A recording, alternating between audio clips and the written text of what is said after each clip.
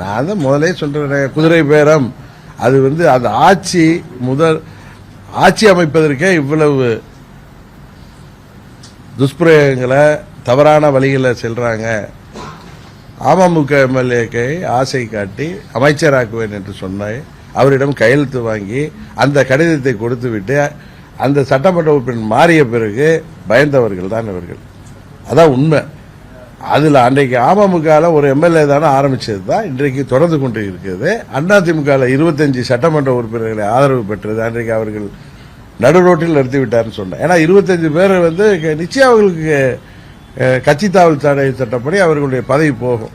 இன்னைக்கு அதே நேரத்தில் இன்றைக்கு அதனால்தான் அவர்கள் மீண்டும் தாய் கழகத்தில் வந்தாலும் அவர்களுக்கு உரிய மரியாதை இல்லாமல் இருந்தது. அதனால அங்க போயிட்டாங்க. இதுதான் உண்மை.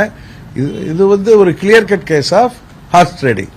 வைகோ அவர்கள் எம்எல்ஏக்களை அதில் திமுக சின்னத்தில் ஜெயித்த எம்எல்ஏக்களை வைகோ கட்சியை சேர்ந்தவர்களாக இருந்தாலும் அவங்க அந்த சின்னத்தில் போட்டிருப்ப அந்த கட்சி உறுப்பினர்கள் டெக்னிக்கலா அவர்கள் 2 பேரும் திமுக உறுப்பினர்கள் தான். திமுக உடைய கொறடா சொல்கிற உத்தரவை தான் அவர்கள் சட்டமன்றத்தில் நிறைவேற்ற முடியும். அவர்கள் இருவரையும் ரிசைன் பண்ணுங்கன்னு நான் சொன்னேன். விஜய் சொன்னாரு.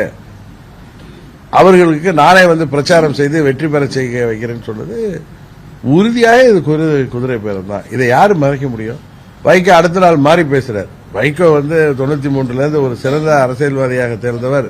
இப்படி வயதான காலத்தில் இப்படி அவர் தடுமாறுவது உண்மையிலேயே வருத்தம் அளிக்கிறது.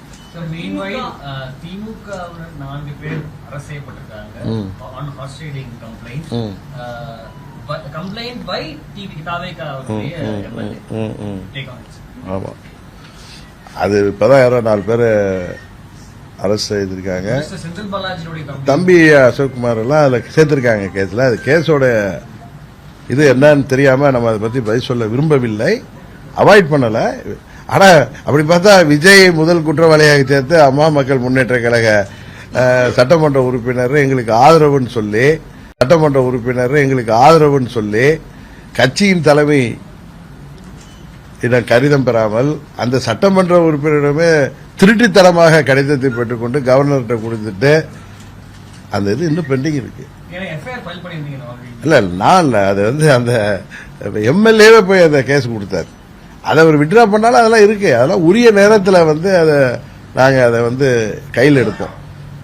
அது எப்போ தேவையோ அது எனக்கு தெரியும். அந்த நேரத்தில் அதுக்கு உயிரோட்டம் வரும். அப்பொழுது அதில் உறுதியாக A1ஆக திரு விஜய் அவர்கள் தான் இருப்பாங்க. குதிரை பேரம் செஞ்சதை அவர் தான். ஏன்னா கவர்னரிடம் நான் போய் அதை பற்றி கம்ப்ளைண்ட் பண்ணியிருக்கேன். அதனால வெயிட் பண்ணிட்டு இருக்கேன். அவ்வளவுதான். அது எந்த நேரத்திலும் நான் நீதிமன்றத்துக்கு செல்லலாம். ஏன்னா அதுக்கு ஒன்றும் பார்லாம் கிடையாது, அதுக்கு ஒன்றும் எக்ஸ்பைரி டேட்லாம் கிடையாது. நான் சில காரணங்களுக்காக அதை பொறுமையாக அதை வாட்ச் பண்ணிட்டு இருக்கேன். அவ்வளவுதான். அவங்க எம்எல்ஏக்களை போய் இவங்க டிஎம்கே நான் சொல்றது அதுல லாஜிக்கே இருக்கிறத தெரியல. 35 கோடி கொடுத்து தாவேக எம்எல்ஏவை, அது ஆளுங்கட்சி எம்எல்ஏவை இவங்க பேரம் பேசி அவரை வாங்கி அல்லாது என்ன ஓட்டெடுப்பு வருதுங்கிறாங்க. இப்போ ஒன்று 6 மாசத்துக்கு அந்த ஆட்சி மேல நம்பிக்கை இல்லாத தீர்மானம் கொண்டு வர முடியாது. எதற்காக இப்படி செய்ததாக அவர்கள் கம்ப்ளைண்ட் அதில் என்ன அது எஃப்ஐஆர்ல என்ன இருக்கு? எதுக்காக பேரம் பேசினாங்கன்னு இருக்கு? என்ன காரணம் காமிச்சிருக்காங்க எஃப்ஐஆர்லன்னு கேட்கிறேன். அது எதுக்காக பேரமா? எப்படி கட்சியில இருந்து எல்லாம் ரிசைன் பண்ண சொல்லியா? ஆமா ஆமா, அது ஒரு பொலிட்டிக்கல் ஸ்டேட்மெண்ட். அது அந்த ஆட்சி உண்மையாவே நானே சொல்றேன். அந்த ஆட்சிக்கு 107 எம்எல்ஏக்கள் தானே இருக்காங்க. மற்றவர்கள்லாம் திமுக கூட்டணியிலேருந்து இரவல் ஆதரவு தானே. அவர்கள் வெளியேறினா எத்தனையோ இதுல அவங்க இது கருத்து முரண்பாட்டில் வெளியேறினா அதுல ஏதாவது 4 பேர் வெளியேறினாலே முடிஞ்சு போச்சு, 2 பேர் வெளியேறினாலே முடிஞ்சு போச்சு. அதனால அவர் அந்த காரணத்தில் சொல்லியிருக்கலாம். பழைய கூட்டாளிகள் தானே, நம்ம மீண்டும் அவர்களை கன்வின்ஸ் பண்ணி நம்மளோட அழைத்துக்கலாங்கிற எண்ணத்திலையும் சொல்லிக்கலாம். அதுக்கு இதுக்கு எப்படி முடிச்சு போடுறீங்கன்னு எனக்கு தெரியல.